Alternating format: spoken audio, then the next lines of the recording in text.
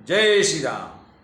पद पाताल शीस यज धामाय परलोक यंग अंग विश्रामा त्रिकुट विलास भयंकर काला नयन दिवाकर कच घन माला। मंदोदरी रावण को समझाते हुए कह रही है, हे नाथ, पाताल भगवान राम के चरण हैं, ब्रह्मलोक सिर हैं, बीच के सभी लोक विश्राम स्थिति अर्थात जिनके अन्य भिन्न भिन्न अंगों पर हैं विश्राम करते हैं। भगवान के मतलब बीच वाले जो लोग हैं वो भगवान के मध्य भाग वाले शरीर के मध्य भाग के अंगों पर विश्राम करते हैं।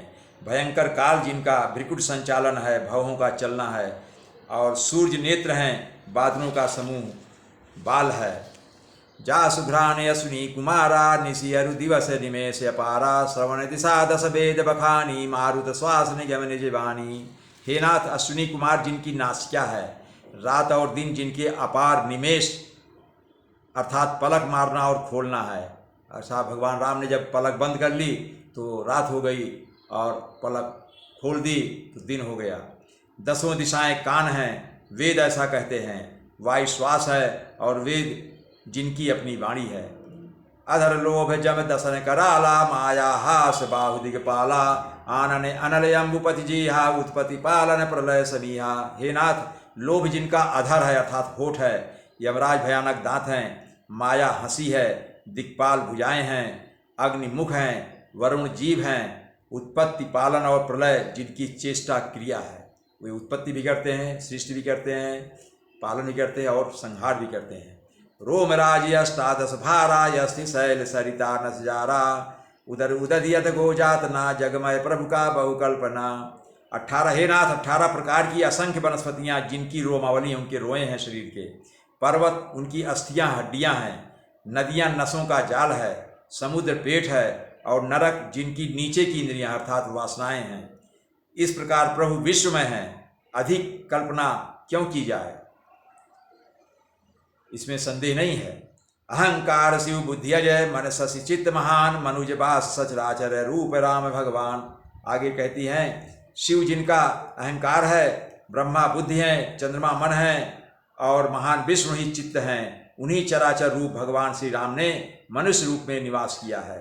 अस विचारि सुन प्राणपति प्रभु सन भय बिहाय प्रीति करो रघुवीर पद मम यही बात न जाय।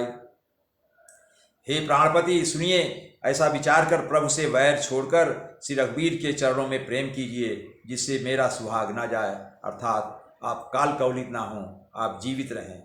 बिहसा नारी बचन सुनि काना अहो मोह महिमा बलवाना नारी स्वभाव सत सब काही अवगुण यार सदा उर रही। पति के वचन कहनो कानों से सुनकर रावण खूब हंसा और बोला, अहो, अज्ञान की महिमा बड़ी बलवान है। स्त्री का स्वभाव सत्य प्रतीत ही कहते हैं कि उसके हृदय में 8 अवगुण सदा रहते हैं। साहस अधीर चपलता भाया भय विवेक यशौच यदाया रिपुकर रूप सकल तय गावा यदि विशाल भय मोहि सुनावा। रावण कहता है, स्त्रियों में 8 अवगुण सदा रहते हैं। वो ये हैं साहस, झूठ, चंचलता, छल, डरपोकपन, मूर्खता, अपवित्रता और निर्दयता। और आगे कह रहा है, हे प्रिय, तूने शत्रु का समग्र अर्थात विराट रूप गाया और मुझे उसका बड़ा भारी भय सुनाया।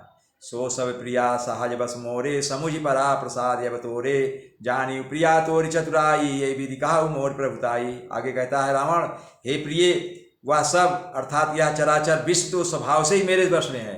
ये पूरा विश्व चर अचर सब मेरे कंट्रोल में है, नियंत्रण में है। तेरी कृपा से मुझे यह अब समझ पड़ा, हे प्रिय, तेरी चतुराई मैं जान गया। तू इस प्रकार अर्थात इसी बहाने मेरी प्रभुता का बखान कर रही है अर्थात मेरी बड़ाई कर रही है। तव बत कही गूढ़ मृगलोचनी समुझत सुखद सुनत भय मोचनी मंदोदरी मन महुअस ठयऊ पियहि काल बस मति भ्रम भयऊ।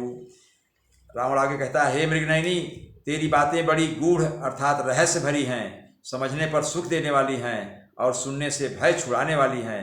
मंदोदरी ने मन में ऐसा निश्चय कर लिया कि पति को कालवश मति भ्रम हो गया है अर्थात इसकी मति नष्ट हो गई है। यही विधि करत विनोद बहु प्रात प्रगट दस्कंद सहज असंक लंकपति सभा गयो मदयंद। इस प्रकार अज्ञानवश बहुत से विनोद करते हुए रावण को सवेरा हो गया।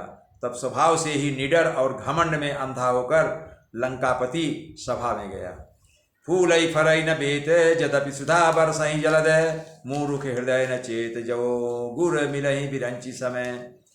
यद्यपि बादल अमृत सा जल बरसाते हैं, अर्थात बादल अमृत जैसा पानी बरसाते हैं, तो भी बेत फूलता फलता नहीं। इसी प्रकार चाहे ब्रह्मा के समान भी ज्ञानी गुरु मिले तो भी मूर्ख के हृदय में ज्ञान नहीं होता है। जय श्री राम।